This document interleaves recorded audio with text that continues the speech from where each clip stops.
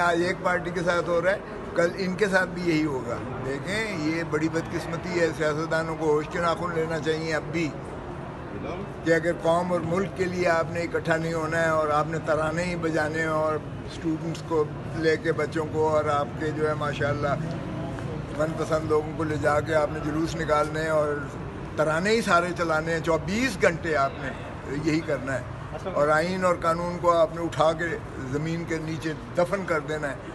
اس طرح ماشاءاللہ ظلم کی ریاستیں نہیں چلا کرتی، کفر کی پھر چلتی ہے، ظلم کی نہیں چل سکتی ہے۔ یہ زیادہ دیر نہیں اس طرح سے نظام چل سکتا۔ آپ کو ظاہر ہے کہ ہوش کے ناخن لینا پڑیں گے۔ آئین اور قانون پر عملداری سے ہی مہذب معاشرے جو ہیں وہ ترقی بھی کرتے ہیں اور مملکتیں جو ہے آگے بڑھتی ہیں۔ یہ سر لیول پلینگ فیلڈ کی جو بات کی جاتی تھی، یہ لیول پلینگ فیلڈ یہی تو سارا ایجنڈا ہے۔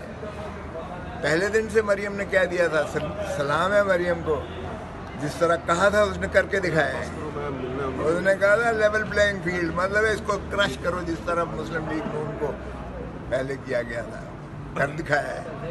اب اپنے ماشاءاللہ ان کو لے کر آئیں گی جو پاک لین میں بیٹھا ہوا ہے، اور ماشاءاللہ اس وقت عدالتی مفرور ہے، اسی عدالت کا جو ہے مفرور ہے، وارنٹس نکالے ہوئے ہیں، سزا یافتہ ہیں، ان کی اپیل کو داخل دفتر کر دیا گیا ہے اور ریڈ وارنٹس نکلے ہوئے ہیں، وہ وہاں سے بیٹھ کے حکمرانی کر رہے ہیں۔